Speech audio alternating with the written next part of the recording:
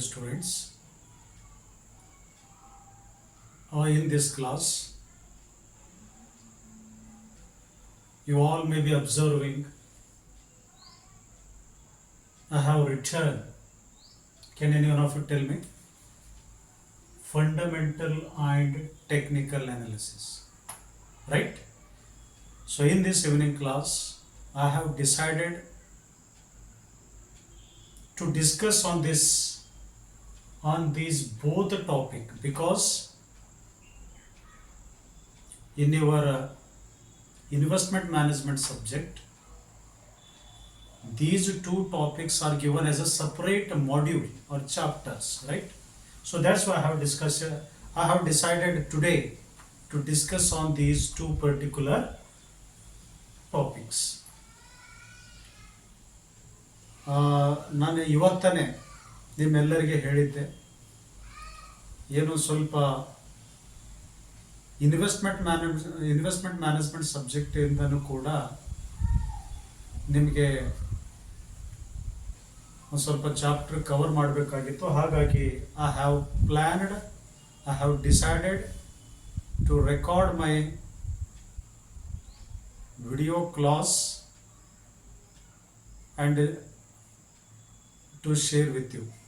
So ಆ ಒಂದು ನಿಟ್ಟಿನಲ್ಲಿ ಇವಾಗ ನಾನು ಈ ಥರ ನಿಮ್ಮ ಎದುರುಗಡೆ ನಿಂತಿದ್ದೀನಿ. ಸೊ ಟೈಮ್ ವೇಸ್ಟ್ ಮಾಡೋದು ಬೇಡ ಅಂತ ಹೇಳ್ತಾ, so let us discuss in detail about fundamental and technical analysis. Dear students, ನಾನು ಅವಾಗಲೇ ಹೇಳಿದೆ, ಕ್ಲಾಸ್ನಲ್ಲಿ ನಾನು ಚರ್ಚೆ ಮಾಡಿದ್ದೀನಿ. ಎಲ್ಲಿಂದ ಸ್ಟಾರ್ಟ್ ಮಾಡಿದೆ ಅಂತಂದರೆ, why one has to make a investment. ಯಾಕೆ ಸೇವಿಂಗ್ಸ್ ಅಂತಕ್ಕಂಥದ್ದನ್ನು, ಯಾಕೆ ಇನ್ವೆಸ್ಟ್ಮೆಂಟ್ ಅಂತಕ್ಕಂಥದ್ದನ್ನು ಮಾಡಬೇಕು ಅಂತ ಅನ್ನೋದಕ್ಕೆ ಆಲ್ರೆಡಿ ನಾನು ಕ್ಲಾಸ್ನಲ್ಲಿ ಡಿಸ್ಕಷನ್ ಮಾಡಿದ್ದೀನಿ. I will not go in detail about that. ಆದರೂ ಕೂಡ ಸ್ವಲ್ಪ ಒಂದು ರಿವಿಷನ್ಗೋಸ್ಕರ, ನಿಮಗೆ ಅರ್ಥ ಆಗೋ ಒಂದು ಉದ್ದೇಶಕ್ಕೋಸ್ಕರ ನಾನು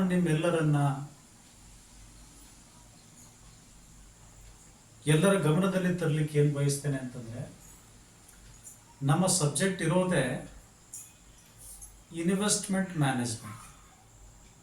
ನಾನು ಅವಾಗಲೇ ಹೇಳಿದೆ, ಈ ಸಬ್ಜೆಕ್ಟ್ ನಿಮಗೆ ತಿಳಿಬೇಕು ಅಂದರೆ, ಈ ಸಬ್ಜೆಕ್ಟ್ನಲ್ಲಿರ್ತಕ್ಕಂಥ 5 ಚಾಪ್ಟರ್ಗಳು ಅರ್ಥ ಆಗಬೇಕು ಅಂತಂದರೆ, ಫಸ್ಟ್ ಆಫ್ ಆಲ್ ಇದರೊಳಗೆ ಏನೇನು ಟಾಪಿಕ್ಸ್ಗಳಿದ್ದಾವೆ, ಯಾವುದನ್ನು ಅರ್ಥ ಮಾಡಿಕೊಂಡ್ರೆ ಈ ನಮಗೆ ಸಬ್ಜೆಕ್ಟ್ ತಿಳಿಯುತ್ತೆ ಅಂತ ನಾನು ಅವಾಗಲೇ ಹೇಳಿದ್ದೆ.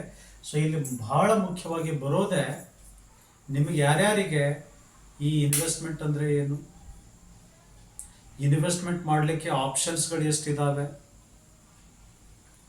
ಮತ್ತು ಸೇವಿಂಗ್ಸ್ ಅಂತಂದರೆ ಏನು, ಇನ್ವೆಸ್ಟ್ಮೆಂಟ್ ಅಂದರೆ ಏನು, ಎಷ್ಟು ಇನ್ವೆಸ್ಟ್ಮೆಂಟ್ ಮಾಡಲಿಕ್ಕೆ ಅವಕಾಶಗಳಿದ್ದಾವೆ ಇನ್ವೆಸ್ಟರ್ಸ್ಗಳಿಗೆ, ಇಂಡಿವಿಜುವಲ್ ಇನ್ವೆಸ್ಟರ್ಸ್ ಅಂದರೆ ಯಾರು, ಇನ್ಸ್ಟಿಟ್ಯೂಷನಲ್ ಇನ್ವೆಸ್ಟರ್ಸ್ ಅಂದರೆ ಯಾರು, ಅವುಗಳ ಬಗ್ಗೆ ಗೊತ್ತಿರಬೇಕು. ಓಕೆ, ದೆನ್ ಕಾರ್ಪೊರೇಟ್ ಸೆಕ್ಯೂರಿಟೀಸ್ಗಳ ಬಗ್ಗೆ ನಿಮಗೆ ಗೊತ್ತಿರಬೇಕು, ಮನಿ ಮಾರ್ಕೆಟ್ ಬಗ್ಗೆ ಗೊತ್ತಿರಬೇಕು, ಕ್ಯಾಪಿಟಲ್ ಮಾರ್ಕೆಟ್ ಬಗ್ಗೆ ಗೊತ್ತಿರಬೇಕು. ಯಾಕಪ್ಪ ಅಂತಂತಂದರೆ, ನೋಡ್ರಿ, ನಾವು ಕಂಪನಿಯ ಸೆಕ್ಯೂರಿಟೀಸ್ಗಳ ಬಗ್ಗೆ ಡಿಸ್ಕಷನ್ ಮಾಡ್ತೀವಿ ಅಂತಂದರೆ, ಜಾಯಿಂಟ್ ಸ್ಟಾಕ್ ಕಂಪನಿಗಳ ಬಗ್ಗೆ ನಾವು ಚರ್ಚೆ ಮಾಡ್ತೀವಿ. ಎಷ್ಟೋ ಜನ ದೇಶದಲ್ಲಿ ತಮ್ಮಲ್ಲಿ ಉಳಿತಾಯದ ಹಣವನ್ನು ಉಳಿಸ್ಬೇಕಂತ ಇರ್ತಾರೆ. ಎಷ್ಟೋ ಜನ ತಮ್ಮಲ್ಲಿ ಇದ್ದಿರ್ತಕ್ಕಂಥ ಹಣವನ್ನು ಇನ್ವೆಸ್ಟ್ಮೆಂಟ್ ಮಾಡಬೇಕಂತ ಇರ್ತಾರೆ. ಸೊ ಅಂಥವರಿಗೆಲ್ಲ ಎಲ್ಲಿ ಪ್ಲ್ಯಾಟ್ಫಾರ್ಮ್, ಎಲ್ಲಿ ಅವಕಾಶ ಸಿಗುತ್ತೆ ಅಂತಂದರೆ, ನಮ್ಮ ದೇಶದಲ್ಲಿರ್ತಕ್ಕಂಥ ಫೈನಾನ್ಷಿಯಲ್ ಮಾರ್ಕೆಟ್. ನಮ್ಮ ದೇಶದಲ್ಲಿರ್ತಕ್ಕಂಥ ಫೈನಾನ್ಷಿಯಲ್ ಮಾರ್ಕೆಟ್ ಏನಿದೆ, ಆ ಫೈನಾನ್ಷಿಯಲ್ ಮಾರ್ಕೆಟ್ನಲ್ಲೇ ನಾವು ಬಹಳ ಮುಖ್ಯವಾಗಿ 2 ರೀತಿಯ ಒಂದು ಮಾರುಕಟ್ಟೆಯಾಗಿ ಡಿವೈಡ್ ಮಾಡ್ತೀವಿ. ಒಂದು ಇಂಡಿಯನ್ ಮನಿ ಮಾರ್ಕೆಟ್, ಇನ್ನೊಂದು ಇಂಡಿಯನ್ ಕ್ಯಾಪಿಟಲ್ ಮಾರ್ಕೆಟ್. ಸೊ ನಮ್ಮ ದೇಶದಲ್ಲಿ, in our Indian country, in our Indian financial system, both the markets ಅಂದರೆ ಯಾವ್ಯಾವು, Indian money market and Indian capital market, both the markets are well organized, well controlled by regulatory authorities. For example ನಾನು ಮನಿ ಮಾರ್ಕೆಟ್ಗೆ example ನಿಮ್ಗೆ ಏನಾದರೂ ಕೊಡಬೇಕಾಗಿತ್ತು ಅಂತಂತಂದ್ರೆ, ಇದು ಸ್ವಲ್ಪ ಅದಕ್ಕೆ ಲಿಂಕ್ ಇದೆ, ನಾನು ಬರ್ತೀನಿ ಸ್ವಲ್ಪ ಡೀಟೇಲ್ ಆಗಿ ಹೇಳಿದಾಗ ನಿಮಗೆ ಇವೆಲ್ಲ ಅರ್ಥ ಆಗ್ತದೆ. ಸೊ ಇಂಡಿಯನ್ ಮನಿ ಮಾರ್ಕೆಟ್ ಅನ್ನ ವೆಲ್ ಆರ್ಗನೈಸ್ಡ್ ಮಾರ್ಕೆಟ್ ಅಂತ ಹೇಳಿದೆ ನಾನು. ವೆಲ್ ಆರ್ಗನೈಸ್ಡ್ ಮಾರ್ಕೆಟ್ ಅಂತಂದ್ರೆ ಅದರ ಅರ್ಥ ಸಾಕಷ್ಟು ಗೈಡ್ಲೈನ್ಸ್ಗಳನ್ನು ನಿಯಂತ್ರಣಗೊಳಪಟ್ಟು ಆ ಒಂದು ಮನಿ ಮಾರ್ಕೆಟ್ ನಡೀತಾ ಇರ್ತದೆ. ಯಾರು ಕಂಟ್ರೋಲ್ ಮಾಡ್ತಾರೆ, ಯಾರು ಗೈಡ್ಲೈನ್ಸ್ ಕೊಡ್ತಾರೆ ಮನಿ ಮಾರ್ಕೆಟು, ಆ ಮನಿ ಮಾರ್ಕೆಟ್ನಲ್ಲಿ ಏನು ಅಲ್ಪಾವಧಿಯವರೆಗೆ ಸಾಲ ತಗೊಳ್ಳೋದು, ಅಲ್ಪಾವಧಿಯವರೆಗೆ ಸಾಲ ಕೊಡೋದು ಏನು ನಡೀತಾ ಇರ್ತದೆ.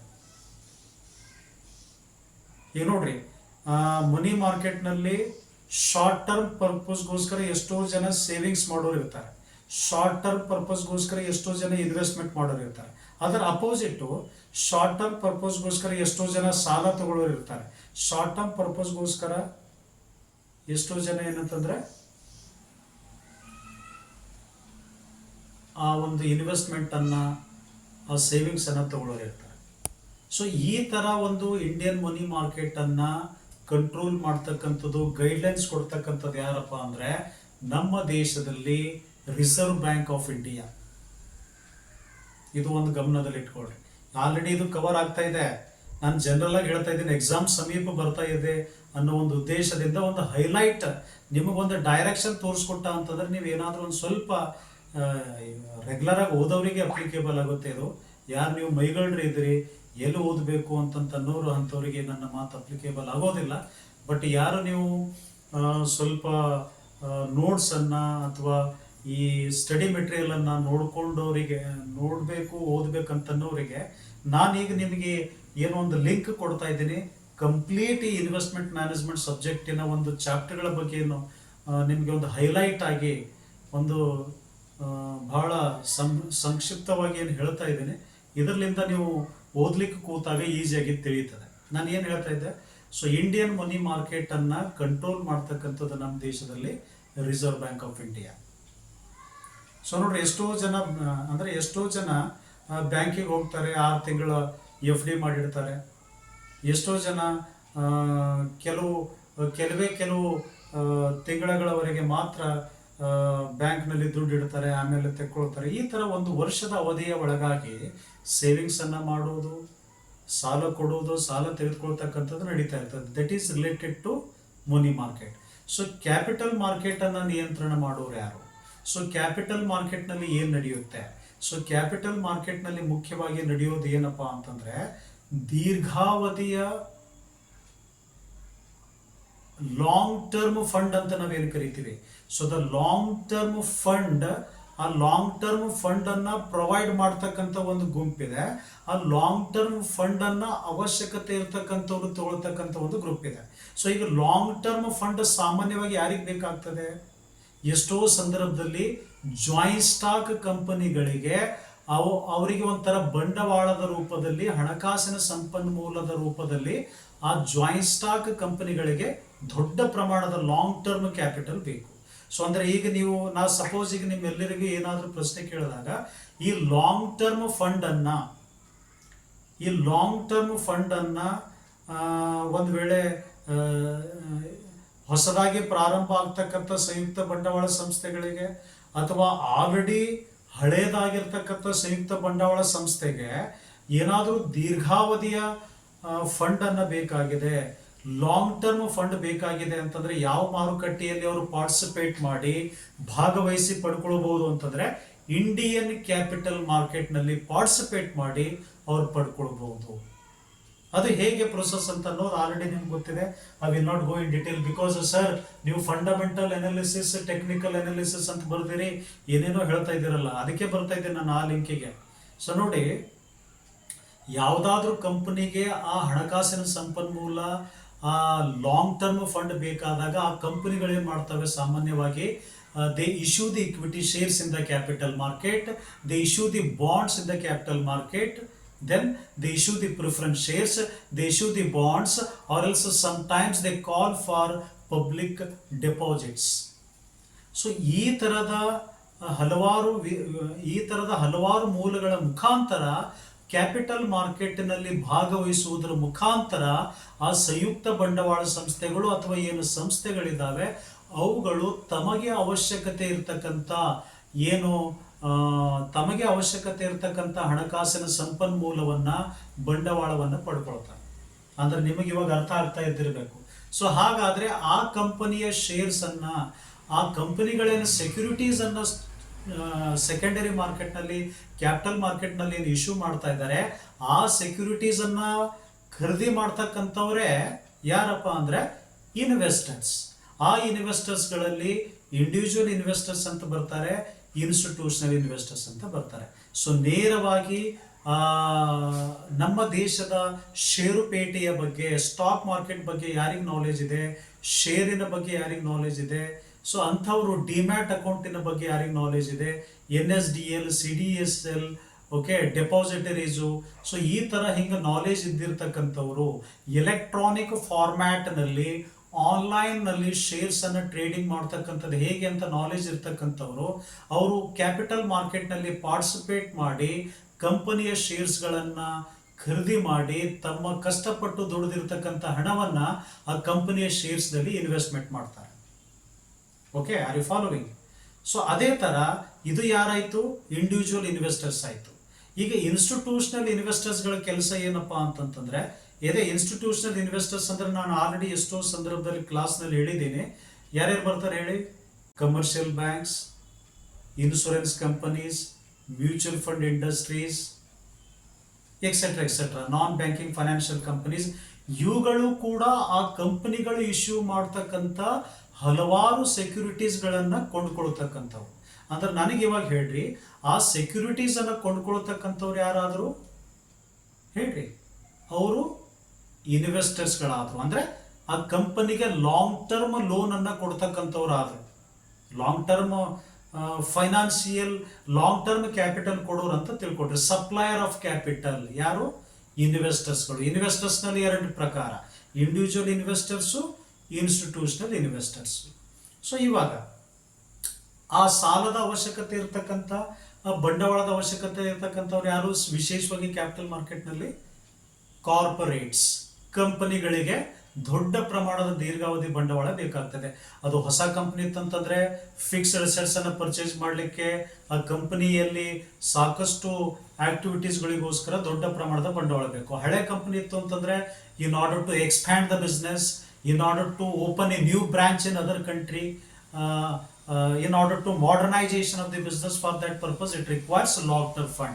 ಅವೆಲ್ಲೂ ಕ್ಯಾಪಿಟಲ್ ಮಾರ್ಕೆಟ್ನಲ್ಲಿ ಕಂಪ್ನಿಗಳು ಪಾರ್ಟಿಸಿಪೇಟ್ ಮಾಡಿ ಈ ಥರ ಇಂಡಿವಿಜುವಲ್ ಇನ್ವೆಸ್ಟರ್ಸ್ಗಳ ಮುಖಾಂತರ ಅಥವಾ ಇನ್ಸ್ಟಿಟ್ಯೂಷನಲ್ ಇನ್ವೆಸ್ಟರ್ಸ್ಗಳ ಮುಖಾಂತರ ಅವರು ತಮಗೆ ಅವಶ್ಯಕತೆ ಇರತಕ್ಕಂಥ ಬಂಡವಾಳವನ್ನು ಸಂಗ್ರಹಿಸ್ಕೊಳ್ತವೆ, ಆ ಪ್ರಕ್ರಿಯೆಯಲ್ಲಿ ತೊಡಗಿಸ್ಕೊಳ್ತವೆ. ಎಲ್ಲಪ್ಪ ಅಂದರೆ not in money market, in capital market. By participating in capital market they get required capital. Okay sir, ಅದೆಲ್ಲ ಹೇಳಿದ್ರೆ ಓಕೆ, ನಮ್ಗೆ ಐಡಿಯಾ ಬಂತು, ಲಿಟಲ್ ಬಿಟ್ ಅರ್ಥ ಆಯಿತು. ಆದರೆ ಈ ಕ್ಯಾಪಿಟಲ್ ಮಾರ್ಕೆಟನ್ನು ಕಂಟ್ರೋಲ್ ಮಾಡೋರು ಯಾರು?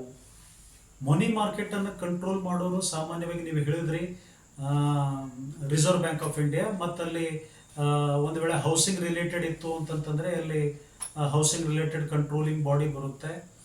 Isn't it? NBFCಗೆ ಸಂಬಂಧಪಟ್ಟಿರ್ತಕ್ಕಂಥದ್ದಲ್ಲಿ ಮತ್ತೆ ಡಿಪೆಂಡ್ ಆಗುತ್ತೆ. ಇನ್ಶೂರೆನ್ಸ್ ರಿಲೇಟೆಡ್ ಇತ್ತು ಅಂತಂದ್ರೆ IRDA, insurance regulatory development authority of India, ಅದು ಬರುತ್ತೆ. ಸ್ಪೆಷಲಿ ಬ್ಯಾಂಕಿಂಗ್ ಆಕ್ಟಿವಿಟಿಗಳಿಗೆ ಸಂಬಂಧಪಟ್ಟಂಗೆ ರಿಸರ್ವ್ ಬ್ಯಾಂಕ್ ಆಫ್ ಇಂಡಿಯಾ ಇದೆ, ಅದೆಲ್ಲ ಓಕೆ. ಸೊ ಕ್ಯಾಪಿಟಲ್ ಮಾರ್ಕೆಟನ್ನು ಕಂಟ್ರೋಲ್ ಮಾಡ್ತಕ್ಕಂಥವ್ರು, ಕ್ಯಾಪಿಟಲ್ ಮಾರ್ಕೆಟ್ನಲ್ಲಿ ಗೈಡ್ಲೈನ್ಸನ್ನು ಕೊಡ್ತಕ್ಕಂಥ ಯಾವ ಕಂಟ್ರೋಲಿಂಗ್ ಬಾಡಿ ನಮ್ಮ ದೇಶದಲ್ಲಿದೆ ಅಂತಂದರೆ, ಸೊ ಆ ಕಂಟ್ರೋಲಿಂಗ್ ಬಾಡಿ ಹೆಸರು SEBI, securities exchange board of India. ಇದು ಕೊಟ್ಟಿರ್ತಕ್ಕಂಥ ಗೈಡ್ಲೈನ್ಸ್ ಏನಿದೆ, ಇದು ಹಾಕಿರ್ತಕ್ಕಂಥ ಒಂದು ಚೌಕಟ್ಟಿನ ಒಳಗಡೆನೆ ಅಲ್ಲೆಲ್ಲವೂ ಕೂಡ ಈ ಲಾಂಗ್ ಟರ್ಮ್ ಫಂಡನ್ನು ಪ್ರೊವೈಡ್ ಮಾಡೋದು, ಲಾಂಗ್ ಟರ್ಮ್ ಫಂಡನ್ನು ಕಂಪನಿಗಳು ಪಡ್ಕೊಳ್ಳೋದು, ಈ ಪ್ರಕ್ರಿಯೆಗಳು ನಡೀತಾ ಇರ್ತವೆ. ಅಂದರೆ ಯಾವುದೂ ಕೂಡ ಈ securities exchange board of India ಹಾಕಿರ್ತಕ್ಕಂಥ ಗೈಡ್ಲೈನ್ಸಿನ ವಿರುದ್ಧ ಹೋಗೋ ಹಾಗಿಲ್ಲ. ಒಂದು ವೇಳೆ ಹೋದರೆ ಏನಂತಂದರೆ ಆ ಒಂದು ಕಂಪನಿಗಳಿಗೆ ಯಾರು ಸೀಕರ್ಸ್ ಆಫ್ ಕ್ಯಾಪಿಟಲ್ ಇದೆ, ಕ್ಯಾಪಿಟಲನ್ನು ಕ್ಯಾಪಿಟಲ್ ಅವಶ್ಯಕತೆ ಇರತಕ್ಕಂಥವರು ಅಥವಾ ಏನು ಕಂಪನಿಗಳಿದ್ದಾವೆ ಆ ಕಂಪನಿಗಳ ಒಂದು ಲೈಸೆನ್ಸನ್ನು ರದ್ದು ಆಗ್ಬೋದು, ಅವರಿಗೆ ಪನಿಷ್ಮೆಂಟ್ ಆಗ್ಬೋದು, ಇವೆಲ್ಲವೂ ಕೂಡ ಇದೆ. I will not go in detail. Okay, ನಾನು ಯಾಕೆ ಅವೆಲ್ಲ ಸ್ಟಾರ್ಟಿಂಗ್ ಹಿಡ್ಕೊಂಡು ನಾನು ಹೇಳಿದೆ ಅಂತಂದರೆ ನಿಮಗೊಂದು ಲಿಂಕ್ ಸಿಗ್ತಾ ಇರ್ಬೋದು. ಈಗ ಸರ್ ನಮಗೆ ತಲೆ ಕೆಡಿಸ್ಬೇಡ್ರಿ, ನೇರವಾಗಿ ಬಂದುಬೇಡ್ರಿ, ನೀವು ಸುದ್ದಿ ಬಳಸಿ ಇವೆಲ್ಲ ನಮಗೆ ಹೇಳೋದು ಬೇಡ. So fundamental analysis and technical analysis ಅಂದರೆ ಏನು ಹೇಳ್ರಿ ಸರ್? ಇವು ಎರಡೂ ಏನಿದಾವೆ ಇವು ನಾನು ಹೇಳ್ತೀನಿ. ಸೊ ಫಂಡಮೆಂಟಲ್ ಅನಾಲಿಸಿಸ್ ಮಾಡೋದಂದರೆ ಏನು, ಟೆಕ್ನಿಕಲ್ ಅನಾಲಿಸಿಸ್ ಮಾಡೋದಂದರೆ ಏನು? ಸೊ ಇವು ಫಸ್ಟ್ ಆಫ್ ಆಲ್ ಇವು ಫಂಡಮೆಂಟಲ್ ಅಥವಾ ಟೆಕ್ನಿಕಲ್ ಅನಾಲಿಸಿಸ್ಸು ಇವು ಎರಡು ಮೆಥಡ್ಗಳಿದ್ದಾವೆ, ನೆನ್ಪಿಟ್ಕೊಳ್ಳಿ. ಸೊ ಇಲ್ಲಿ ಬರ್ತಿದ್ದೇನೆ, ಬೇಕಾದ್ರೆ ನೀವು ನೋಡ್ಕೊಳ್ಬಹುದು. Yes, all of you. The behaviour of stock prices is studied with the help of different methods. ನೋಡ್ರಿ, ಐ ರಿಪೀಟ್, ನಾನು ಬಂದ್ಬಿಟ್ಟೆ ಈಗ ನಿಮಗೆ ಲಿಂಕ್ ಕೊಟ್ಟ. ಯಾರು ಅಂದರೆ ನಮ್ಮ ಫೈನಾನ್ಷಿಯಲ್ ಮಾರ್ಕೆಟ್ನಲ್ಲಿ ಯಾರು ಕ್ಯಾಪಿಟಲಿನ ಅವಶ್ಯಕತೆ ಇರ್ತಕ್ಕಂಥವ್ರು ಇರ್ತಾರೆ, ಆ ಕ್ಯಾಪಿಟಲನ್ನು ಪ್ರೊವೈಡ್ ಮಾಡ್ತಕ್ಕಂಥವ್ರು ಯಾರು ಅಂತ ನಾನು ಆಲ್ರೆಡಿ ಹೇಳಿದೆ, ಇನ್ವೆಸ್ಟರ್ಸ್. ಆ ಇನ್ವೆಸ್ಟರ್ಸ್ಗೆ ಸಂಬಂಧಪಟ್ಟಿರ್ತಕ್ಕಂಥದ್ದು ಇದೆ ಇದು ಟಾಪಿಕ್. ಓಕೆ, ಸೊ ನೋಡಿ first of all the behaviour of stock prices. ಏನು ಆ ಕಂಪನಿಯ ಸೆಕ್ಯೂರಿಟೀಸ್ಗಳೇನಿರ್ತವೆ, ಫಾರ್ ಎಕ್ಸಾಂಪಲ್ ನಾವು ಶೇರ್ ಅಂತ ತಿಳ್ಕೊಳ್ಳೋಣ, ಸ್ಟಾಕ್ ಅಂತ ತಿಳ್ಕೊಳ್ಳೋಣ. ಒಂದು ಕಂಪನಿಯ ಸ್ಟಾಕು, ಒಂದು ಕಂಪನಿಯ ಶೇರ್ ಪ್ರೈಸು.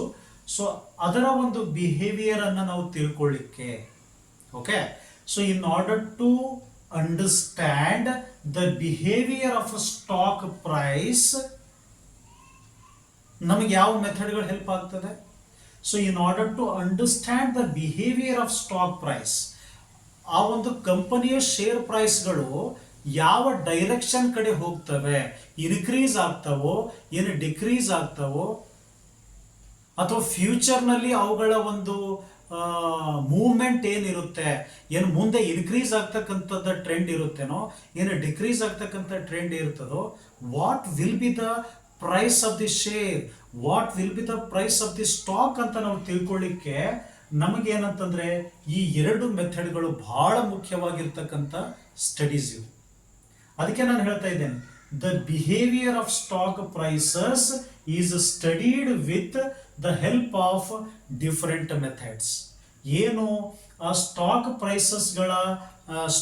ಪ್ರೈಸಸ್ಗಳು ಏನು ಆಗ್ತವೆ ಫ್ಯೂಚರ್ನಲ್ಲಿ, what will be the price of the stock, what will be the price of the share in the future ಅಂತ ನಾವು ಸ್ಟಡಿ ಮಾಡ್ಕೊಳ್ಳಿಕ್ಕೆ, ಆ ಥರ ತಿಳ್ಕೊಳ್ಳಿಕ್ಕೆ ನಮಗೆ ಮುಖ್ಯವಾಗಿ ಎರಡು ಮೆಥಡ್ಗಳಿದ್ದಾವೆ. ಆ್ಯಕ್ಚುಲಿ ಇನ್ನೊಂದು ಮೆಥಡ್ ಇದೆ, ಅದನ್ನು ನಾವು ರ್ಯಾಂಡಮ್ ವಾಕ್ ಥಿಯರಿ ಅಂತಲೂ ಕೂಡ ಕರಿತೀವಿ. ಬಟ್ ಇವತ್ತಿನ ಕ್ಲಾಸ್ನಲ್ಲಿ ನಾವು ಈ ಎರಡು ಮೆಥಡನ್ನು ತಿಳ್ಕೊಳ್ಳೋಣ. ಈ ಎರಡು ಮೆಥಡ್ ಸಾಮಾನ್ಯವಾಗಿ ಎರಡು ಮೆಥಡ್ಗಳನ್ನು ಯಾಕೆ ಬಳಸ್ತಾರೆ? In order to understand, in order to study the behaviour of stock price. Stock price ಅಥವಾ ಶೇರ್ ಪ್ರೈಸಿನ ಬಿಹೇವಿಯರ್ ಅನ್ನು ತಿಳ್ಕೊಳ್ಳಿಕ್ಕೆ ಈ ಎರಡು ಮುಖ್ಯವಾಗಿರ್ತಕ್ಕಂಥ ಮೆಥಡ್ ಅನ್ನು ಬಳಸ್ತಾರೆ. ಓಕೆ, ಅದು ಹ್ಯಾಂಗ್ ಮಾಡ್ತಾರೆ ಸರ್? ಅದು ಬಹಳ ಡೀಪ್ ಆಗಿ ಮಾಡ್ತಾರೇನೋ, ಅಲ್ಲಿ ಏನಾದರೂ ಒಂಥರ ಪ್ರೊಸೀಜರ್ ಅದೇನೋ, ಬಹಳ ಸೈಂಟಿಫಿಕ್ ಆಗಿ ಮಾಡ್ತಾರೇನೋ, ಬಹಳ ಲಾಜಿಕಲ್ ಆಗಿ ಮಾಡ್ತಾರೇನೋ ಅಂತ ನೀವು ನನಗೆ ಪ್ರಶ್ನೆ ಕೇಳಿದ್ರೆ, ಎಸ್, ಅದು ಒಂದು ಪ್ರೊಸೀಜರ್ ಇದೆ, ನಾನು ಅದನ್ನು ಹೇಳ್ತೀನಿ ನನ್ನ ಹತ್ರ. ಸೊ ನೋಡಿ, ಅವು ಎರಡು ಮೆಥಡ್ ಯಾವಪ್ಪ ಅಂದ್ರೆ ಗೊತ್ತಾಗಿರ್ಬೇಕಲ್ಲ, fundamental and technical analysis. Then ಈಗ ಫಸ್ಟ್ ಆಫ್ ಆಲ್ ನಮಗೆ ಎರಡು ಮೆಥಡ್ಗಳು ಇವು ಯಾಕೆ ಬಳಸ್ತೀವಿ, ಎರಡು ಮೆಥಡ್ಗಳು ಯಾಕೆ ನಮಗೆ ಇದು ಯೂಸ್ಫುಲ್ ಆಗುತ್ತೆ ನಮಗಂದ್ರೆ ಯಾರು ಹೇಳ್ರಿ ನೋಡೋಣ. ಈಗ ನಾನು ಲಿಂಕ್ ಕೊಟ್ಟೆ ನಿಮಗೆ ಸ್ಟಾರ್ಟಿಂಗ್ ಹಿಡ್ಕೊಂಡು, ಯಾಕೆ ಫೈನಾನ್ಷಿಯಲ್ ಮಾರ್ಕೆಟ್ಗಳ ಬಗ್ಗೆ ಹೇಳಿದೆ, ಇನ್ವೆಸ್ಟರ್ಸ್ಗಳ ಬಗ್ಗೆ ಹೇಳಿದೆ. ಎಸ್, ಈ ಎರಡು ಮೆಥಡ್ಗಳನ್ನು ಬಳಸೋರು ಯಾರೂ ಅಲ್ಲ, ನಾವು ಅಂತ ನಾನು ಏನು ಪದೇ ಪದೇ ಬಳಸ್ತಾ ಇದ್ದೀನಿ. ಸೊ ಈ ಎರಡು ಮೆಥಡ್ಗಳನ್ನು ಬಳಸ್ತಕ್ಕಂಥವ್ರು ಯಾರಪ್ಪ ಅಂದರೆ investors. Investors will use these two methods. ಆ ಎರಡು ಮೆಥಡ್ಗಳು ಯಾವ್ಯಾವು? Fundamental analysis and technical analysis. Sir, ಈ ಮೆಥಡ್ಗಳು ಅವರಿಗೆ ಅಂದರೆ ಈ ಮೆಥಡ್ಗಳು ಯಾಕೆ ಇನ್ವೆಸ್ಟರ್ಸ್ ಬಳಸಬೇಕು? ನಾನು ಬರ್ತೀನಿ. ಈಗ ಫಾರ್ ಎಕ್ಸಾಂಪಲ್, ನನಗೀಗ ಸ್ಟಾಕ್ ಮಾರ್ಕೆಟ್ ಬಗ್ಗೆ ನಾಲೆಜ್ ಇದೆ.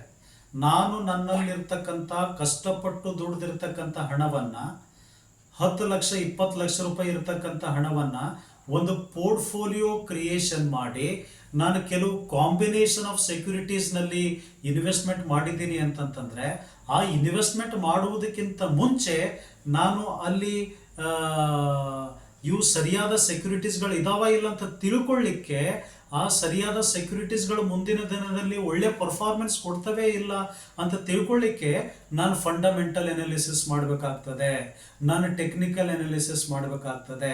ಯಾಕಪ್ಪ ಅಂತಂತಂದರೆ ಅವುಗಳ ಬಗ್ಗೆ ಅಂದರೆ ಆ ಒಂದು ಕಾಂಬಿನೇಷನ್ ಆಫ್ ಸೆಕ್ಯೂರಿಟೀಸ್ಗಳನ್ನು ಫಂಡಮೆಂಟಲ್ ಎನಾಲಿಸಿಸ್ ಟೆಕ್ನಿಕಲ್ ಎನಾಲಿಸಿಸ್ ಮುಖಾಂತರ ನಾನು ತಿಳ್ಕೊಳ್ಳಾರ್ದೇ ಇನ್ವೆಸ್ಟ್ಮೆಂಟ್ ಮಾಡಿದೆ ಅಂತಂದರೆ ನಾನು ಹಾಕಿರ್ತಕ್ಕಂಥ 10 ಲಕ್ಷ ರೂಪಾಯಿ ಪೂರ್ತಿ ರಿಸ್ಕ್ನಲ್ಲಿ ಹೋಗಿ ಅವುಗಳ ವ್ಯಾಲ್ಯೂ ಕಡಿಮೆಯಾಗಿ ನಾಳಿನ ದಿವಸ ನಾನು ಕಂಪ್ಲೀಟ್ ಆಗಿ ಕಷ್ಟಪಟ್ಟು ದುಡಿದಿರತಕ್ಕಂಥ ಹಣವನ್ನು 10 ಲಕ್ಷದ ಅಮೌಂಟನ್ನು 2 ಲಕ್ಷಕ್ಕೆ ಇಳಿಬಹುದು, 1 ಲಕ್ಷಕ್ಕೆ ಇಳಿಬಹುದು, ಅಥವಾ ಏನೂ ಇರಲಾರ್ದೇ ಮೈನಸ್ನಲ್ಲಿ ಬರ್ತಕ್ಕಂಥ ಸಾಧ್ಯತೆಯೂ ಕೂಡ ಇರ್ತದೆ. ಯಾಕಪ್ಪ ಅಂದರೆ ಆ್ಯಸ್ ಎ ಇನ್ವೆಸ್ಟರ್ ನಾನು ಏನು ಸೈಂಟಿಫಿಕ್ ಆಗಿ ಲಾಜಿಕಲ್ ಆಗಿ ರ್ಯಾಷನಲ್ ಆಗಿ ಒಂದು ಇನ್ವೆಸ್ಟ್ಮೆಂಟ್ ಡಿಸಿಷನನ್ನು ಏನು ತಗೊಳ್ಬೇಕು, ಅದು ಈ ಮುಖ್ಯವಾಗಿರ್ತಕ್ಕಂಥ fundamental analysis and technical analysis ಮೆಥಡನ್ನು ಯೂಸ್ ಮಾಡಿ ಅದನ್ನು ಮಾಡಿಲ್ಲ. Without the fundamental analysis, without the technical analysis, simply I have invested my 10 lakh rupees in some combination of securities. So ಹಾಗಾಗಿ ಏನಂತಂದ್ರೆ ಅಲ್ಲಿ ನಾನು ಕೈ ಸುಟ್ಕೊಳ್ತಕ್ಕಂಥದ್ದು ಇರುತ್ತೆ. ದೊಡ್ಡ ಪ್ರಮಾಣದ ಡೇಂಜರ್, ದೊಡ್ಡ ಪ್ರಮಾಣದ ಲಾಸ್, ರಿಸ್ಕ್ ನನ್ನ ಇನ್ವೆಸ್ಟ್ಮೆಂಟಿಗೆ ಆಗ್ತಕ್ಕಂಥ ಸಾಧ್ಯತೆ ಇರ್ತದೆ. ಸೊ ಹಾಗಾಗಿ ನಿಮಗೆ ಇವಾಗ ಐಡಿಯಾ ಬಂದಿರಬೇಕು, ಬರೀ ಇಂಡಿವಿಜುವಲ್ ಇನ್ವೆಸ್ಟರ್ಸೇ ಅಂತ ಹೇಳ್ತಾ ಇಲ್ಲ. ಈಗ ಬ್ಯಾಂಕ್ಸ್ಗಳಿದ್ದಾವೆ, ಎಷ್ಟೋ ಕಮರ್ಷಿಯಲ್ ಬ್ಯಾಂಕ್ಸ್ಗಳಿದ್ದಾವೆ, ಎಷ್ಟೋ ಇನ್ಶೂರೆನ್ಸ್ ಕಂಪನೀಸ್ಗಳಿದ್ದಾವೆ, ಎಷ್ಟೋ ಮ್ಯೂಚುವಲ್ ಫಂಡ್ ಕಂಪನೀಸ್ಗಳಿದ್ದಾವೆ. ಅವುಗಳ ಹತ್ರ ಹಣದ ರಾಶಿನೇ ಹರಿದು ಬರ್ತಾ ಇದೆ. ಈಗ ಬ್ಯಾಂಕ್ಗಳ ಹತ್ರ ಸೇವಿಂಗ್ಸ್ ರೂಪದಲ್ಲಿ ಎಷ್ಟೋ ಹಣ ಬ್ಯಾಂಕ್ನಲ್ಲಿ ಜಮಾ ಆಗ್ತಾ ಇದೆ. ಇನ್ಶೂರೆನ್ಸ್ ಕಂಪನಿಗಳ ಹತ್ರ ಎಷ್ಟೋ LIC ಪಾಲಿಸಿಗಳ ಮುಖಾಂತರ ಹಣ ಹರಿದು ಬರ್ತಾ ಇದೆ. ಮ್ಯೂಚುವಲ್ ಫಂಡ್ ಕಂಪನಿಗಳ ಹತ್ರನೂ ಕೂಡ ಎಷ್ಟೋ ಏನಂತಂದರೆ ಈ ಮ್ಯೂಚುವಲ್ ಫಂಡ್ ಸ್ಕೀಮ್ಸಿನ ಮುಖಾಂತರ ಸಣ್ಣ ಸಣ್ಣ ಉಳಿತಾಯದ ಹಣ ಬಂದು ಸಾಕಷ್ಟು ಹಣಕಾಸಿನ ಸಂಪನ್ಮೂಲ ಜಮಾ ಆಗ್ತಾ ಇದೆ. ಸೊ ಈ ಥರ ಜಮಾ ಆಗಿರ್ತಕ್ಕಂಥ ಹಣವನ್ನು ಈ ಇನ್ಸ್ಟಿಟ್ಯೂಷನಲ್ ಇವ್ರನ್ನೂ ಕೂಡ ಇನ್ವೆಸ್ಟರ್ಸೇ, ಆ ರೊಕ್ಕ ಇಟ್ಕೊಳ್ಳಲ್ಲ ಅವರು. ಅವ್ರು ಏನು ಮಾಡ್ತಾರೆ, ಆ ಇನ್ಸ್ಟಿಟ್ಯೂಷನಲ್ ಇನ್ವೆಸ್ಟರ್ಸು ಈ ಸಾಕಷ್ಟು ಒಂದು ಗೌರ್ನಮೆಂಟ್ ಸೆಕ್ಯೂರಿಟೀಸ್ನಲ್ಲಿ ಅಥವಾ ಕಂಪನಿಯ ಸೆಕ್ಯೂರಿಟೀಸ್ನಲ್ಲಿ ಆ ಒಂದು ಉಳಿತಾಯದ ರೂಪದಲ್ಲಿ ಸ್ಮಾಲ್ ಸೇವಿಂಗ್ಸ್ ರೂಪದಲ್ಲಿ ಬಂದು ಜಮಾ ಆಗಿರ್ತಕ್ಕಂಥ ಹಣವನ್ನು by constructing A best portfolio, by selecting A best the securities, by making a combination of securities, ಒಂದು ಬೆಸ್ಟ್ ಪೋರ್ಟ್ಫೋಲಿಯೋ ಮಾಡೋದ್ರ ಮುಖಾಂತರ ಅದರಲ್ಲಿ ಇನ್ಸ್ಟಿಟ್ಯೂಷನಲ್ ಇನ್ವೆಸ್ಟರ್ಸ್ಗಳು ಕೂಡ ಆ ಒಂದು 100 ಕೋಟಿ 200 ಕೋಟಿ 500 ಕೋಟಿ ಈ ಥರ ಬ್ಯಾಂಕ್ಗಳು, ಇನ್ಶೂರೆನ್ಸ್ ಕಂಪನಿಗಳು ಮತ್ತು ಮ್ಯೂಚುವಲ್ ಫಂಡ್ ಕಂಪನಿಗಳು ಹೂಡಿಕೆ ಮಾಡ್ತಾರೆ. ಅಂದರೆ ನಿಮ್ಮೆಲ್ಲರಿಗೂ ಕೂಡ ಇವಾಗ ಈ ಪರ್ಟಿಕ್ಯುಲರ್ ಟಾಪಿಕ್ ಐಡಿಯಾ ಬಂದಿರಬೇಕು. ಹಾಂ ಸರ್, ನಮಗೆ ಇವಾಗ ತಿಳಿಯಿತು, ಅಷ್ಟು ನೂರಾರು ಕೋಟಿ ಲಕ್ಷಾನುಗಟ್ಟಲೆ ಏನಂತಂದರೆ ಇಂಡಿವಿಜುವಲ್ ಇನ್ವೆಸ್ಟರ್ಸು, ಇನ್ಸ್ಟಿಟ್ಯೂಷನಲ್ ಇನ್ವೆಸ್ಟರ್ಸ್ ಅಂದರೆ ಬ್ಯಾಂಕ್ಗಳು, ಇನ್ಶೂರೆನ್ಸ್ ಕಂಪನಿಗಳು, ಮ್ಯೂಚುವಲ್ ಫಂಡ್ ಕಂಪನಿಗಳು ಕಂಪನಿಯ ಸೆಕ್ಯೂರಿಟೀಸ್ಗಳಲ್ಲಿ ಇನ್ವೆಸ್ಟ್ಮೆಂಟ್ ಮಾಡಲಿಕ್ಕೆ ಹೋಗುವಾಗ ಈ ಫಂಡಮೆಂಟಲ್ ಅನಾಲಿಸಿಸನ್ನು ಟೆಕ್ನಿಕಲ್ ಅನಾಲಿಸಿಸನ್ನು ಮಾಡಬೇಕು. ಒಂದು ವೇಳೆ ಮಾಡಲಿಲ್ಲ ಅಂತಂತಂದರೆ ಅವರು ತಾವು ಕಷ್ಟಪಟ್ಟು ಅಥವಾ ಏನೋ ಸ್ಮಾಲ್ ಸೇವಿಂಗ್ಸು, ಎಷ್ಟೋ ಜನ ಬಡ ರೈತರು ಬಡವರಿಂದ ಎಷ್ಟೋ ಕಷ್ಟಪಟ್ಟು ದುಡಿದಿರ್ತಕ್ಕಂಥ ಹಣ ಜಮಾ ಆಗಿರ್ತಕ್ಕಂಥ ಹಣ ಅದು ರಿಸ್ಕ್ನಲ್ಲಿ ಹೋಗೋ ಸಾಧ್ಯತೆ ಇರ್ತದೆ, ಕೈ ಸುಟ್ಕೊಳ್ತಕ್ಕಂಥ ಸಾಧ್ಯ ಇರ್ತದೆ, ಲಾಸ್ ಆಗ್ತಕ್ಕಂಥ ಸಾಧ್ಯತೆ ಇರ್ತದೆ. ಸೊ ಹಾಗಾಗಿ ಈ ಇನ್ಸ್ಟಿಟ್ಯೂಷನಲ್ ಇನ್ವೆಸ್ಟರ್ಸ್ ಅಥವಾ ಇಂಡಿವಿಜುವಲ್ ಇನ್ವೆಸ್ಟರ್ಸ್ ಅವರು ಇನ್ವೆಸ್ಟ್ಮೆಂಟ್ ಮಾಡುವುದಕ್ಕಿಂತ ಮುಂಚೆ ಒಂಥರ ಲಾಜಿಕಲ್ ಆಗಿ, ರ್ಯಾಷನಲ್ ಆಗಿ, ಸಿಸ್ಟಮೆಟಿಕ್ ಆಗಿ ಇನ್ವೆಸ್ಟ್ಮೆಂಟ್ ಡಿಸಿಷನ್ ತಗೊಳ್ಬೇಕು ಅಂತಂತಂದರೆ ಅವರಿಗೆ ಬಹಳ ಮುಖ್ಯವಾಗಿ ನೆರವಾಗ್ತಕ್ಕಂಥ 2 ಮೆಥಡ್ಗಳು ಯಾವಪ್ಪ ಅಂತಂತಂದರೆ ಈ ಫಂಡಮೆಂಟಲ್ ಅನಾಲಿಸಿಸ್ ಮಾಡೋದು ಮತ್ತು ಟೆಕ್ನಿಕಲ್ ಅನಾಲಿಸಿಸ್ ಮಾಡೋದು. ಓಕೆ, ಸೊ ಹಾಗಾದರೆ ನೀವು ಪ್ರಶ್ನೆ ಕೇಳ್ಬೋದು, ಸರ್ ಅವಾಗಿಂದ ನಮಗೊಂದು ಐಡಿಯಾ ಬಂತು, ಓಕೆ ಏನೋ ಬಿಡಿ ಸರ್, ನೀವು ನೇರವಾಗೇ ಬರ್ತಾ ಇಲ್ಲ, ಸುದ್ದಿ ಬಳಸಿ ಹೇಳ್ತಾ ಇದ್ದೀರಿ, ಏನೇನು ಹೇಳ್ತಾ ಇದ್ದೀರಿ. ಬಟ್ ಈ ಥರ ನೀವು ಹಂತ ಹಂತವಾಗಿ ಲಿಂಕ್ ಒಂದು ಕೊಡ್ತಾ ಹೋದರೆ ನಿಮ್ಗೆ ಅಂಡರ್ಸ್ಟ್ಯಾಂಡ್ ಆಗೋದು. ಸೊ ಇವಾಗ ನೋಡಿ, ನೀವು ಕೇಳಬಹುದು, ಸರ್ ನಮಗೆ ನೇರವಾಗಿ ಬಂದ್ಬಿಡಿ, ಇವಾಗೆಲ್ಲ ಹೇಳಿರ್ತಕ್ಕಂಥದ್ದು ಅರ್ಥ ಆಯಿತು. ಫಂಡಮೆಂಟಲ್ ಅನಾಲಿಸಿಸ್ ಅಂದರೆ ಏನು ಸರ್, ಟೆಕ್ನಿಕಲ್ ಅನಾಲಿಸಿಸ್ ಅಂದರೆ ಏನು, ಅವು ಹೇಗೆ ಮಾಡ್ತಾರೆ, ನೀವು ಅಬ್ಸರ್ವೇಷನ್ ಮಾಡ್ತಾ ಇರ್ಬೋದು. ಬೋರ್ಡ್ ಮೇಲೆ ಬಹಳ ನೀಟಾಗಿ ನಾನು ಒಂದು ಚಾರ್ಟ್ ಅನ್ನು ಡೈಗ್ರಾಮ್ ಅನ್ನು ಹಾಕಿದ್ದೀನಿ, ಮೀನಿಂಗ್ ಆ್ಯಂಡ್ ಡೆಫಿನೇಷನ್ ಕೂಡ ಬರ್ತಿದ್ದೀನಿ. ಓಕೆ, ಸೊ ಇದು ಆನ್ಲೈನ್ ಕ್ಲಾಸ್, ಇದು ಆನ್ಲೈನ್ ಕ್ಲಾಸ್ ಇಲ್ಲ, ಇದು it is not A online class. So ಹಾಗಾಗಿ ಇಲ್ಲಿ ಇಂಟರಾಕ್ಷನ್ ಇಲ್ಲ. ಒಂದು ವೇಳೆ ಆನ್ಲೈನ್ ಕ್ಲಾಸ್ ಆಗಿತ್ತು ಅಂತಂದರೆ ನಿಮ್ಗೆ ಯಾರಿಗಾದರೂ ಓದಲಿಕ್ಕೆ ಹೇಳ್ತಿದ್ದೆ, ಇಂಟರಾಕ್ಷನ್ ಮಾಡ್ತಿದ್ವಿ. But it is A I am recording my video class. So ಹಾಗಾಗಿ ಇದು ರೆಕಾರ್ಡಿಂಗ್ ಆಗ್ತಕ್ಕಂಥ ವಿಡಿಯೋ ಕ್ಲಾಸ್ ಆಗಿರೋದ್ರಿಂದ ಇದು ರೆಕಾರ್ಡ್ ಮಾಡಿ ನಾನು ನಿಮಗೆ ಆಮೇಲೆ ಶೇರ್ ಮಾಡ್ತಕ್ಕಂಥದ್ದು. ಓಕೆ, ಸೊ ನೋಡಿ ನಾನೇ ಓದ್ಬಿಡ್ತೀನಿ. ಸೊ ಇಲ್ಲಿ ಬರೆದಿದ್ದೀನಿ ನಾನು, ಫಂಡಮೆಂಟಲ್ ಅನಾಲಿಸಿಸ್ ಅಂದರೆ ಏನು ನೋಡಿ. An investor has to evaluate a lot of information. Correct ಅಲ್ಲ, ನಾನು ಈಗ ಹೇಳ್ದ, individual investors, institutional investors, they have to evaluate a lot of information about the past performance and expected future performance of companies. ಆ ಕಂಪನಿಯ performance ಫ್ಯೂಚರ್ನಲ್ಲಿ ಯಾವ ಥರ ಇರುತ್ತೆ ಅಂತಲೂ ಕೂಡ ನಾವು ತಿಳ್ಕೊಳ್ಬೇಕಾಗಿದೆ. And expected future performance of the companies, expected future performance of the industries, expected performance of the economy as a whole before taking the investment decision. Such evaluation or analysis is called fundamental analysis. ನಿಮಗೆ ಬಹುಶಃ understand ಆಗಿರಬೇಕು. ಇದ್ರೊಳಗೆ 3 ಮುಖ್ಯವಾಗಿರ್ತಕ್ಕಂಥ ಫ್ಯಾಕ್ಟರ್ಗಳು ಬರ್ತಾವೆ ನೋಡಿ. ಯಾವುದೇ ಒಬ್ಬ investor ಅವನು investment decision ಸರಿಯಾದ ರೀತಿಯಲ್ಲಿ ತಗೊಂಡಿದ್ದಾನೆ ಅಂತಂತಂದ್ರೆ ಅವ ಎಷ್ಟು ಇನ್ಡೆಪ್ತ್ ಆಗಿ ಸ್ಟಡಿ ಮಾಡಿರ್ತಾನಂತಂದ್ರೆ ನೋಡ್ರಿ, ಅವ ಇಡೀ ದೇಶದ ಎಕಾನಮಿ ಅನಾಲಿಸಿಸ್ ಮಾಡಿರ್ತಾನೆ ಆಸ್ ಎ ಹೋಲ್. ಆಮೇಲೆ ಇಂಡಸ್ಟ್ರಿ ಅನಾಲಿಸಿಸ್ ಮಾಡಿರ್ತಾನೆ ಅವನು. ಆಮೇಲೆ ಕೊನೆಯದಾಗಿ ಆ ಕಂಪನಿಯ ಬಗ್ಗೆ ಅನಾಲಿಸಿಸ್ ಮಾಡಿರ್ತಾನೆ. ಸರ್ ನಮಗೆ ಇನ್ನೂ ಅಂಡರ್ಸ್ಟ್ಯಾಂಡ್ ಆಗಿಲ್ಲ, ಬಹಳ ಸ್ವಲ್ಪ ಉದಾಹರಣೆ ಸಮೇತ ನಮ್ಗೆ ಹೇಳಿ ನೋಡಿ. ಇಲ್ಲೊಂದು ಡೈಗ್ರಾಮ್ ಇದೆ, ಇದನ್ನು ಅರ್ಥ ಆಗ್ತಾ ಇದ್ದಿರ್ಬೇಕಲ್ಲ ನಿಮಗೆ. ಫಸ್ಟ್ ಯಾವುದದ ಬ್ರಾಡ್ ಆಗಿ ಮ್ಯಾಕ್ರೋ ಆಗಿರ್ತಕ್ಕಂಥದ್ದು ಯಾವುದು, ಎಕಾನಮಿ. ಸೊ ನೋಡಿ, ಎಕಾನಮಿಯ ಬಗ್ಗೆ ಅನಾಲಿಸಿಸ್ ಮಾಡೋದಂತಂದ್ರೆ ಏನು, ಇಲ್ಲಿ ಬರ್ದಿದೆ ನೋಡಿ. ಎಕನಾಮಿಕ್ ಸೈಕಲ್ ಇದೆ ನಮ್ಮ ದೇಶದಲ್ಲಿ. ಎಕನಾಮಿಕಲ್ ಫ್ಯಾಕ್ಟರಿಗಳ ಬಗ್ಗೆ ಉದಾಹರಣೆಗಾಗಿ ಅಂದ್ರೆ ಎಕನಾಮಿಕ್ ಸೈಕಲ್ ನಮ್ಮ ದೇಶದಲ್ಲಿ, ಎಕನಾಮಿಕ್ ಸೈಕಲ್ ಅಂತಂದ್ರೆ 4 ಟೈಪ್ ನಾವು ನೋಡ್ತೀವಿ. Depression, recovery, booming stage, recession. So depression ಅಂತಂದ್ರೆ ಸಾಮಾನ್ಯವಾಗಿ ಅಲ್ಲೆಲ್ಲ ಹಣದ ಕುಗ್ಗುವಿಕೆ ಅಂತ ನಾವೇನು ಹೇಳ್ತೀವಿ. ಇನ್ಫ್ಲೇಷನ್ ರೇಟ್ ಇರೋದಿಲ್ಲ, ಅಲ್ಲಿ ಡಿಫ್ಲೇಷನ್ ಆಗಿರ್ತದೆ,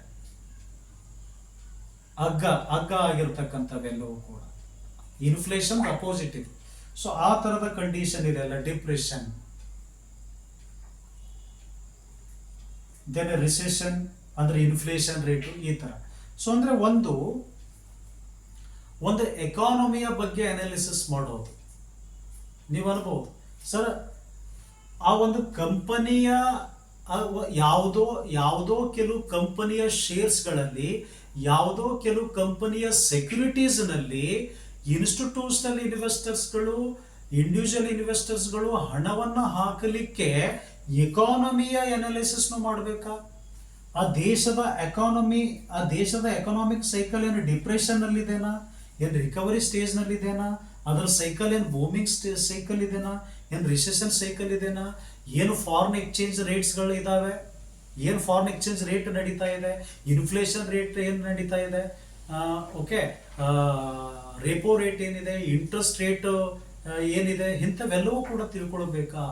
ದೇಶದ ಎಕಾನಮಿ ಬಗ್ಗೆ ತಿಳ್ಕೊಳ್ಬೇಕಾ? GDP ಬಗ್ಗೆ, GDP gross domestic product, GNP gross national product, ಇವುಗಳ ಬಗ್ಗೆ ಎಲ್ಲನೂ ಕೂಡ ತಿಳ್ಕೊಳ್ಬೇಕಾ? ಎಸ್, ಈ ಅಂಶಗಳು ಕೂಡ ಎಕನಾಮಿಕ್ ಅನಾಲಿಸಿಸ್ ಯಾಕೆ ಮಾಡಬೇಕು ಇನ್ವೆಸ್ಟರ್ಗಳು ಅಂತಂದ್ರೆ, ಈ ಎಕನಾಮಿಕಲ್ ಫ್ಯಾಕ್ಟರ್ಸ್ನು ಕೂಡ ಏನಿದಾವಲ್ಲ, ಮ್ಯಾಕ್ರೋ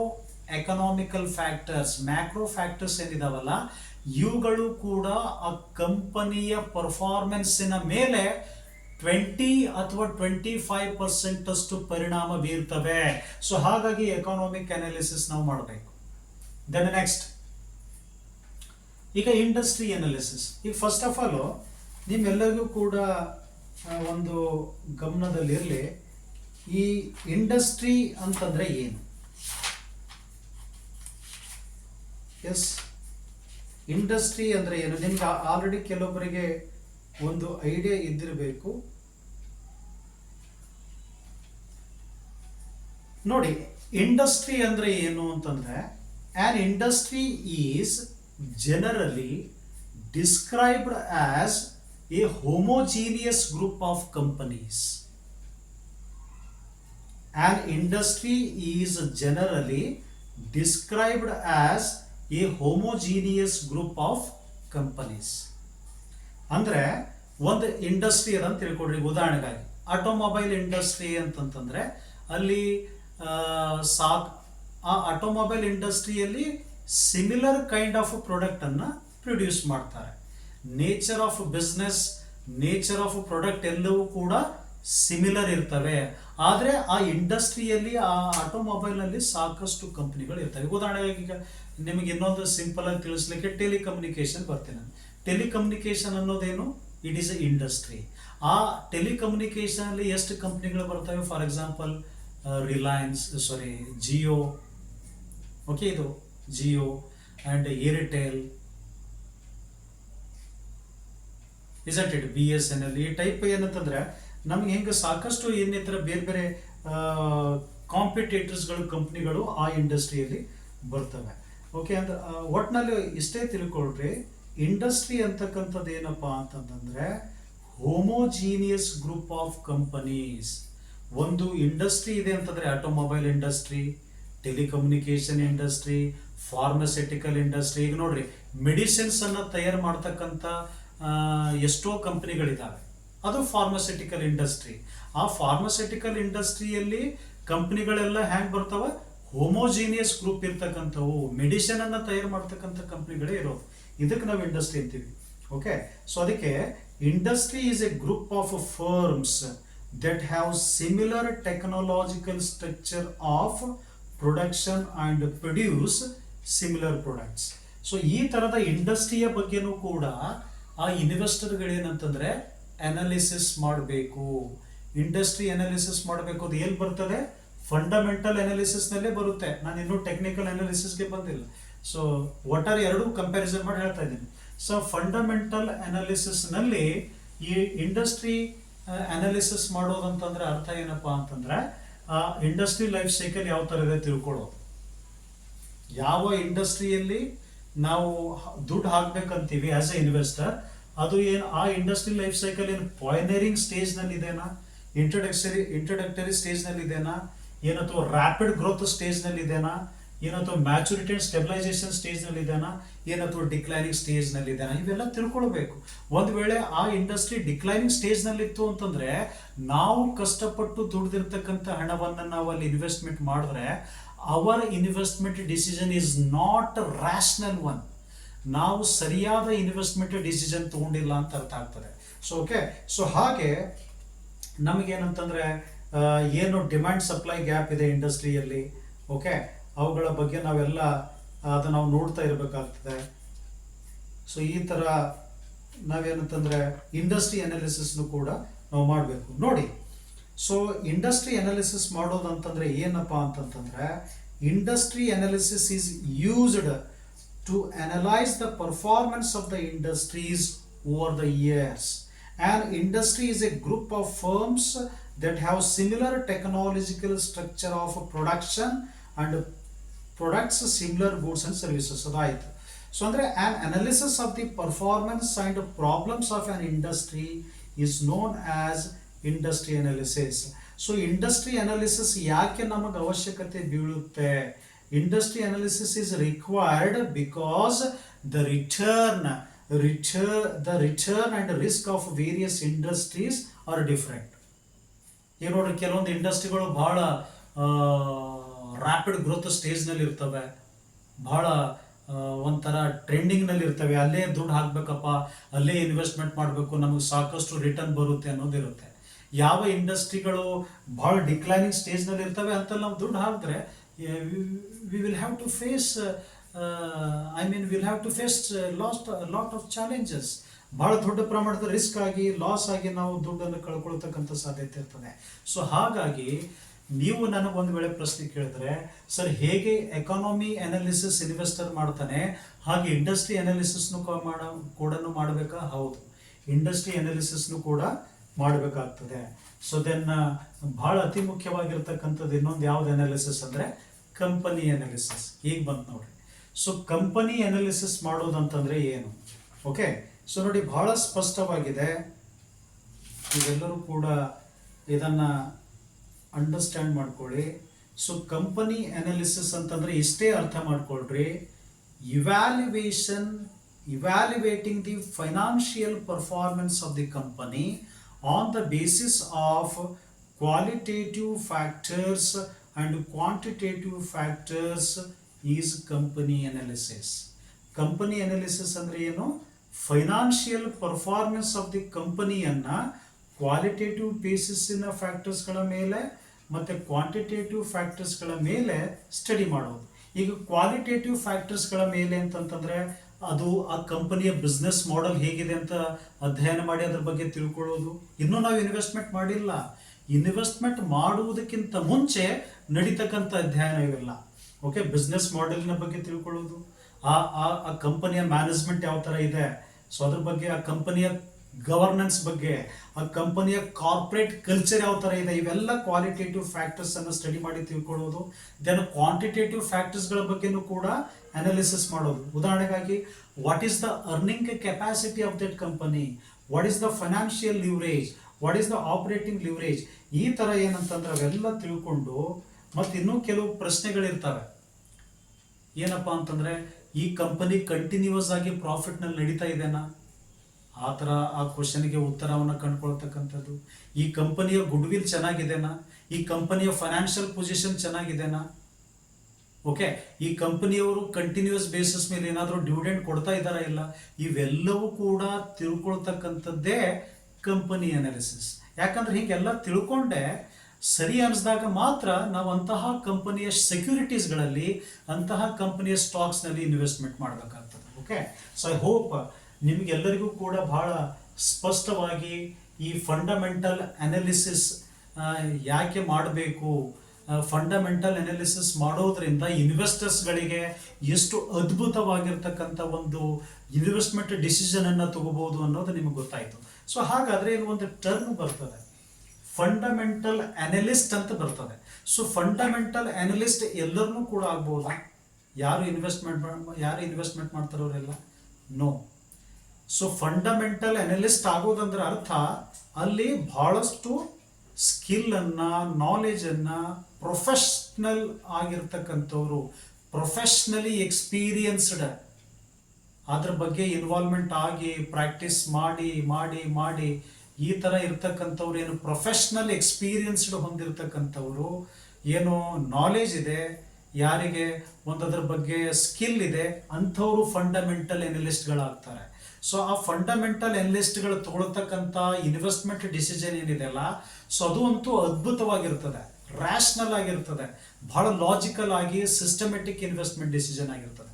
ಓಕೆ, ಐ ಹೋಪ್ ನಿಮಗೆ ಫಂಡಮೆಂಟಲ್ ಅನಾಲಿಸಿಸ್ನ ಬಗ್ಗೆ ನಾನು ಬಹಳ ಡಿಟೇಲ್ ಆಗಿ ಹೋಗ್ತಾ ಇಲ್ಲ, ಯಾಕಂದ್ರೆ ಇನ್ನೂ ಎಷ್ಟು ಹೇಳಿದ್ರು ಕಡಿಮೆನೆ.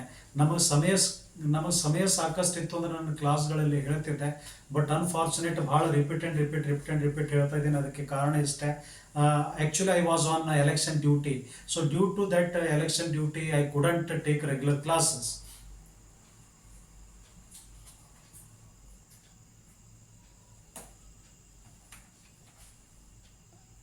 ಒಂದು ನಿಮಿಷ.